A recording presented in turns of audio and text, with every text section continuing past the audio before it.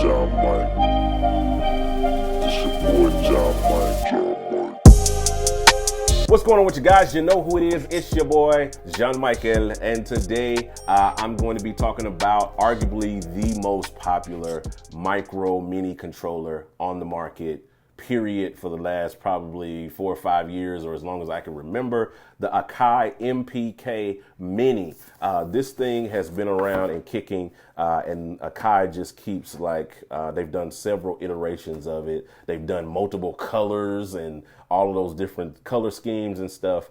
This is probably the mini or micro keyboard that rules them all. I've actually never had one of these, so to pick it up, I'm really excited to kind of see what this thing is talking about. Now, as far as software, this thing comes with a ton of software. We have MPC Essentials, we have Hybrid 3, you got Wobble by Sonovox, you got MPK Midi editor. Okay, that's just the MIDI editor, so you can, edit the CCs and MIDI and all that kind of stuff like that, what the actual unit does. But you get a couple of, VSTs with it, and for those who are into, producing and production, you get a full DAW, which is MPC Essentials. I've never really played with that. Might do something with that later and maybe compare it against Machine Essentials. That'd be interesting. But let's jump into it. Let's get this thing out the box and let's see what it's talking about. All right, so got it out the box. Here's your little kind of download instructions and all of that stuff for your software. Instruction manual, warranty information, all of that standard stuff, standard USB cable that comes with it, and the unit itself. Now, let's see how this kind of feels. Feels really good. It's kind of the same kind of keybed feel. It's kind of the same feel of the IK Multimedia iRead keys. It's like that same style keyboard, which I've never really honestly been impressed with. But again, I'm a piano player, so you can take everything that I'm saying with a grain of salt. If you're a producer, a beat maker, something like this is going to be really attractive to you because it gives you that portability. This thing will slide in anybody's book bag, anybody's backpack, anybody's, bag or whatever. You can put this thing in a tote bag. It's so small. You know what I'm saying? So you get a lot of control. And I think this is the most popular thing about this. Why it's so popular is because you get so much control with it. You can control, you got knobs, you got beat pads, and then they even got a joystick over here, which I'm assuming is used for your mod wheel and pitch bend and all of that stuff. But maybe you just want to play Pac-Man or something. I don't know. We don't know if it works like that, but I had another controller that I reviewed a few weeks back or so. That was a little, it was made by Icon, a company called Icon. They had a little joystick and it actually controlled the mouse on your computer. I don't think this is what this does. This is strictly for your mod wheel, but because of the era I came out of, having a little joystick kind of makes me think about, Nintendo.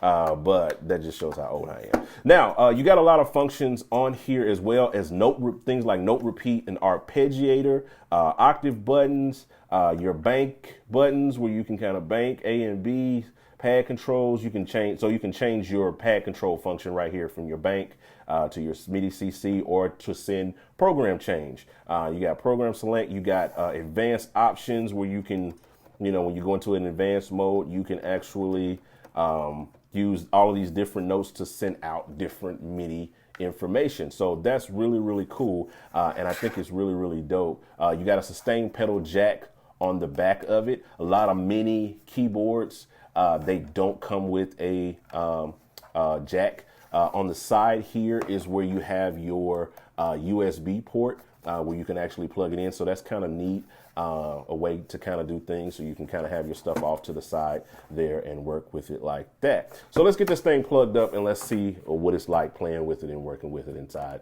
software. I'm just going to plug it up to my iPad here.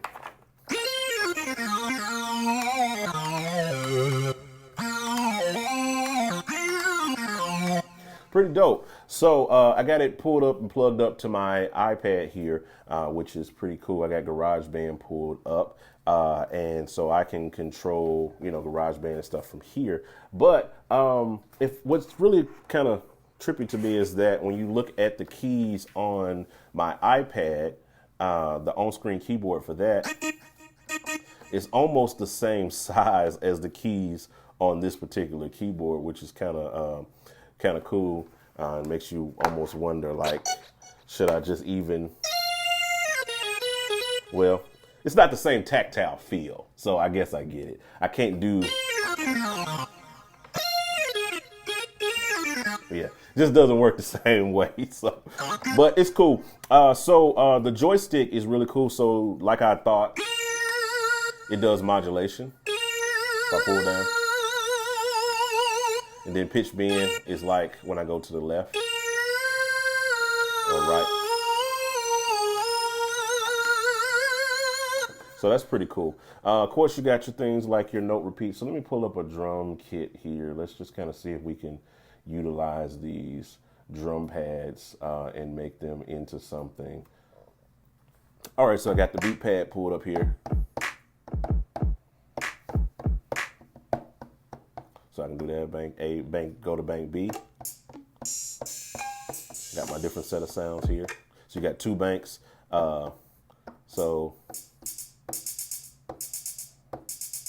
I can do my note repeats. I can go full level, which I've talked about that in other videos when you're doing drum pads. Sometimes you don't want the velocity sensitivity. You actually want for your sample to play, you know, full level when you hit it. You know, instead of worrying about the velocity sensitivity.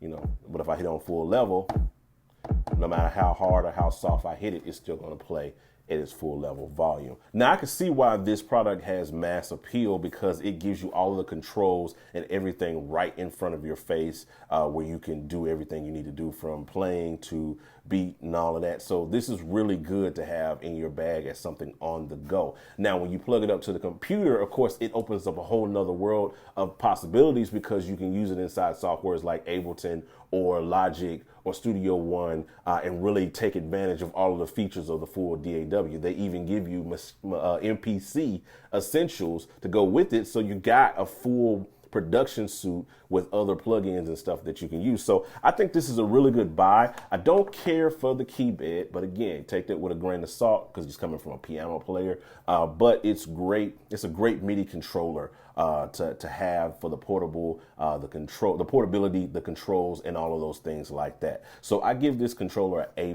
pretty much kind of all around. If I had to subtract any points, it would be for the key bed, but that's just me. But I think this is great. I think you should check it out. Link is in the description. It's an affiliate link, so feel free to jump down there and check that out. All right, folks, that's all for the day. We'll talk to you guys on the next video. I'm out. Hit the buttons, all those things that do things on the video. I'm out. Holla at your boy.